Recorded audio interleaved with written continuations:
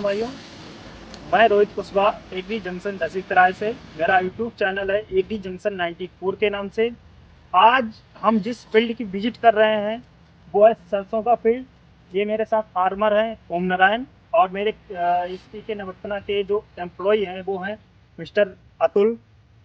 और आज इस फील्ड का जो विजिट करने आया है, यह जो सरसों है ये पीके नवरत्ना माइक्रो न्यूटन की कंपनी की सरसों है, जिन्होंने इस बार सीड देने का भी काम किया है। फर्स्ट विजिट है ये। और ये जो वैरायटी है एन 46 के नाम से, जैसे पाइनियर अपनी कंपनी देती है 45-46, इन्होंने अपना एन 46 नाम से दिया है।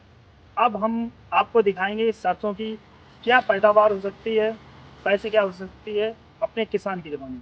आप भाई साहब बताइए, ये सरसों आपने कब लगाई थी? 16 अक्टूबर को इसकी बुआई। अच्छा, 16 अक्टूबर को इसकी शुरू हुई थी, 16 अक्टूबर को आपने बुआई की थी। जी जी। तो अभी ये सरसों आपको कैसी लग रही है? अभी तो फिलहाल ठीक है, इसकी हार्वेस्टिंग करेंगे तब पता लगेगा कितना प्रोडक्शन दे रही है। देखिए, प्रोडक्शन का आइडिया कैसे लग जाता है, आप देखेंगे जैसे ये सरसों का पौधा है अपना, पास में आइए थोड़ा। ये N46 का पौधा है, आप देख रहे हैं ये पौधा है, और इसमें कितने ज्यादा कल्ले, कितने ज्यादा फुटाव है। जी, ये तो मेरी प्रैक्टिस है, इसको मैंने टॉपिंग किया था। बहुत अच्छी बात है। जितना ज्यादा सरसों में फुटाव होगा उतना ज्यादा उत्पादन होगा। हाँ, इसमें फुटाव की मात्रा देखते हैं बहुत अच्छी है। जितने ज्यादा कल्ले इसमें निकलेंगे, 60 से टहनियाँ निकलेगी, हर एक टहनी पे देख लीजिए आप फली है। तो इसका मतलब इसके उत्पादन बहुत अच्छा होने वाला है।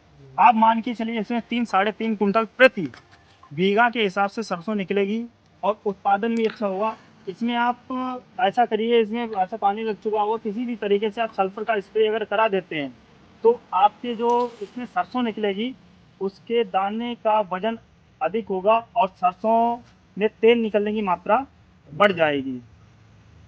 सरसों में सल्फर की अधिक मात्रा देना इसीलिए आवश्यक होता है कि तिलहनी फसल में सल्फर बहुत अति आवश्यक माइक्रोन्यूट्रेंट है, जो हमारे तेल की मात्रा को मेंटेन करती है, बहुत अच्छा रखती है। तो आपने ये सरसों लगाई, आपको कैसा लग रहा है? या हर एक साल आप यही लगाएंगे, हर एक किसानों को लगवाएंगे? सल्फर का डोज क्या रखूँ इसमें? आप सल्फर का डोज सबसे बढ़िया है, 1 बीघा में बस 1 किलो, कोई ज्यादा डोज की आवश्यकता नहीं। 1 एकड़ में आप 5 किलो सरसों डाल सकते हैं। स्प्रे में आप स्प्रे भी कर सकते हैं, और आप ड्रेसिंग में भी दे सकते हैं।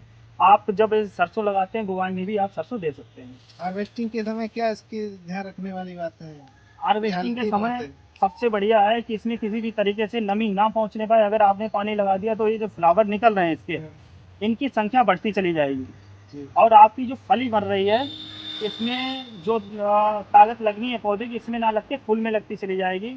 तो हार्वेस्टिंग के समय आप याद रखें इसमें किसी भी तरीके से पानी ना जाए।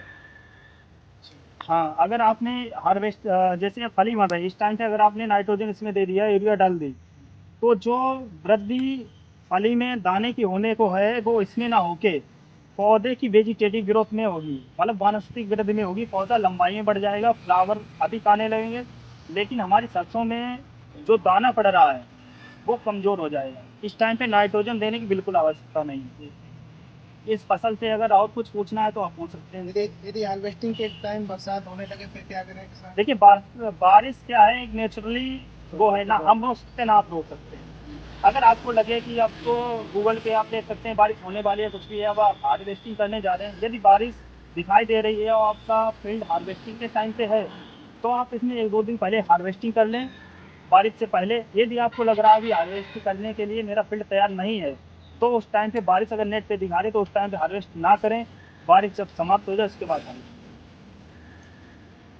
ये बताओ, सरसों की फसल लेने के बाद खेत को कमजोर तो नहीं करेगी मेरे खेत को इतनी? देखिए, ऐसा है, कोई भी फसल लेते हैं, सरसों एक हमारी मूसला जड़ वाली फसल है, इसकी जड़ गहराई में जाती है।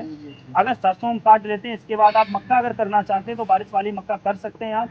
इसकी जड़ गहराई में जाती है। जब भी आप बारिश वाली मक्का करें तो प्रति एकड़ 1 कट्टा DAP का डाल के ही आप मक्का की बुआई करें। यदि 10 kg वाला? 50 kg वाले, जिसमें 18% नाइट्रोजन होता है, 40% फास्फोरस होती है, उसके साथ आप कर सकते हैं, पूरी ताकत मिल जाएगी। उसके साथ आप जैविक खाद, जैसे अपना जैविक खादें आती हैं, या घोड़ा यूज कर सकते हैं।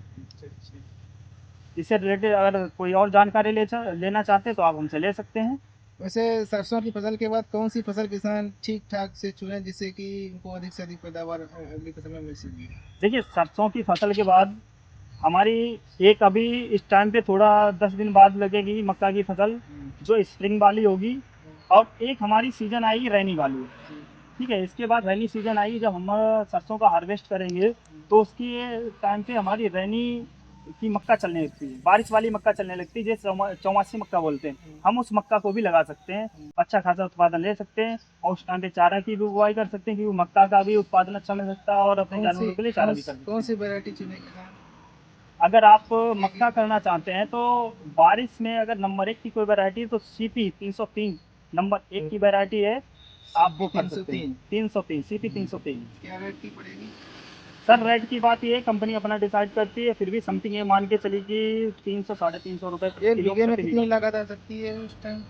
लागत की अगर बात करते मक्के हैं, की? मक्का देखिए वो मक्का मिलेगी आपको 300 350 रुपए प्रति केजी। लेकिन 1.5 किलो प्रति बीघा के हिसाब से आपको मक्का की बुआई करनी है। समय से बुआई करें और उसमें डीएपी डाल के बुआई करें, मक्का आपकी अच्छी होगी। डीएपी किस बीज से दूं मक्का में? आपको उसे जब पहली जुताई कर रहे हैं सरसों सरसों के बाद, तो आप उसमें ड्रेसिंग डोज में दे सकते हैं, लिचमा दे सकते हैं आप। कोई दिक्कत नहीं, आप जुताई के टाइम पे 1 कट्टा डाल दीजिए और आप बुआई कर दीजिए। और उसमें आधा कट्टा पोटास भी डालनी पड़ेगी, क्योंकि हमारे पास अगर डीएपी डाल रहे हो तो उसमें पोटास की मात्रा नहीं है।